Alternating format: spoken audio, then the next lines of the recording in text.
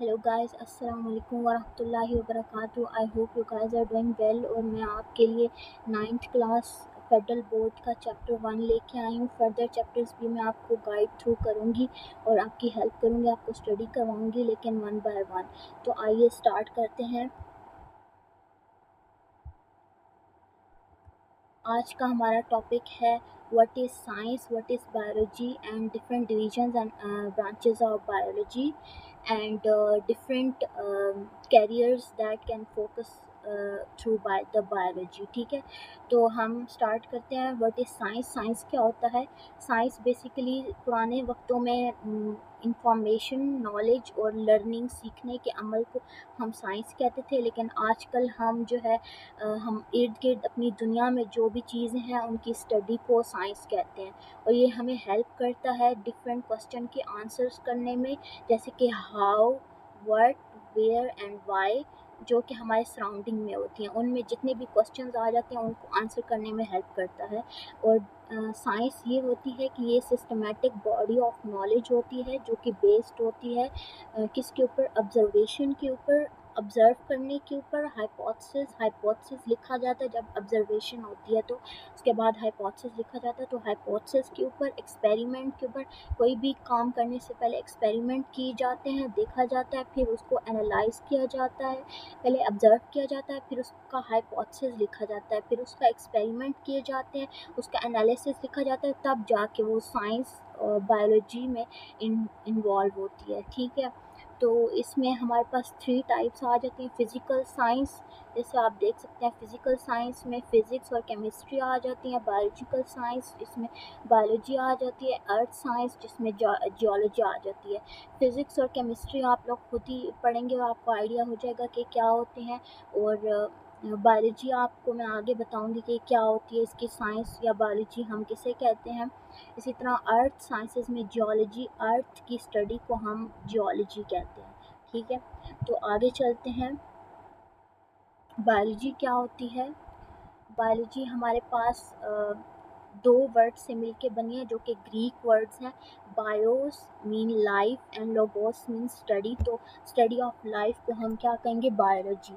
तो इसमें फर्दर हम इसको एक्सप्लेन करें तो क्या होता है? लिविंग ऑर्गेनिजम्स की स्टडी को और इनके इन्वायरमेंट में with one and other organisms के आपस में वन एंड अदर इंट्रैक्शन को और देयर सराउंडिंग के इंट्रैक्शन को हम बायोलॉजी कहते हैं। ठीक है, और इसमें डिफरेंट लाइफ प्रोसेसेस होते हैं, जैसे structures, growth, origin, evolution and interaction वगैरह, ये सब कुछ आ जाता है। इसमें इम्पॉर्टेंस इसकी क्या है कि ये हम ह्यूमन बॉडी को स्टडी करने के लिए और अंडरस्टैंड करने के लिए बायोलॉजी पढ़ते हैं। ये उसकी बेसिक स्टडी होती है। फिर उसके बाद एग्रीकल्चर और फूड प्रोडक्शन में भी बायोलॉजी यूज़ होती है। इन्वायरमेंटल कंजर्वेशन, जैसे एनर्जी कंजर्वेशन होती है, जैसे कि हम वाटर से इलेक्ट्रिसिटी प्रोड्यूस करते हैं, विंड से इलेक्ट्रिसिटी प्रोड्यूस करते हैं, तो ये सब कुछ भी बायोलॉजी में आती है। इसी तरह हेल्थ केयर एंड मेडिसिन में भी हम बायोलॉजी को यूज़ करते हैं। बायोटेक्नोलॉजी एंड रिसर्च में, बायोटेक्नोलॉजी जैसे इंसुलिन प्रोडक्शन होती है बायोटेक्नोलॉजी के थ्रू, तो वो भी जो है किस में आ जाती है? बायोलॉजी में। चलिए आगे चलते हैं। इसकी 3 मेन डिविजन्स होती हैं, ज़ूलॉजी, बॉटनी और microbiology. Zoology study of animals को कहते हैं, बॉटनी स्टडी ऑफ प्लांट्स को कहते हैं, और microbiology study of micro organisms को। ये 3 मेन चीज़ें होती हैं जो मिला के बायोलॉजी बनाती हैं। तो इसमें डिफरेंट इसकी ब्रांचेस हैं, जैसे कि एनाटॉमी स्टडी ऑफ ऑर्गेनिजम्स को कहते हैं, physiology functions of living organisms के अंदर जितने भी ऑर्गन्स की फंक्शनिंग होती है उसको हम फिजियोलॉजी कहते हैं। इकोलॉजी कहते हैं हम ऑर्गेनिजम्स और इन्वायरमेंट के बीच में जो रिलेशन होता है उसको हम इकोलॉजी कहते हैं। जेनेटिक्स, हेरिडिटी या जीन्स या वेरिएशन जो ह्यूमंस बने होते हैं वो जीन्स के थ्रू बने होते हैं, तो जीन्स और हेरिडिटरी मटेरियल या कोई भी वेरिएशन उनके अंदर आती है उसको हम जीन्स बोलते हैं, और ये सब इनके स्टडी को हम जेनेटिक्स कहते हैं।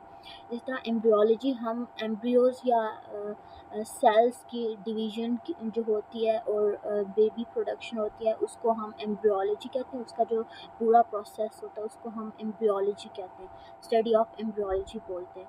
टेक्सोनमी क्लासिफिकेशन, हम ऑर्गेनिजम्स की क्लासिफिकेशन को पढ़ते हैं या हम उनकी डिविजन्स को पढ़ते हैं। इसमें 5 किंगडम क्लासिफिकेशन फर्दर आगे आएगी, मैं आपको बताऊंगी, साथ साथ आपको आइडिया होता जाएगा। तो उसको हम टेक्सोनमी कहते हैं। Cell biology, structure and function of cells को पढ़ने को हम सेल बायोलॉजी कहते हैं, कि सेल्स के अंदर जितने भी स्ट्रक्चर्स हैं उनके फंक्शंस क्या हैं, उन सबको हम सेल बायोलॉजी कहते हैं। और cell basically basic unit of life होता है, ठीक है।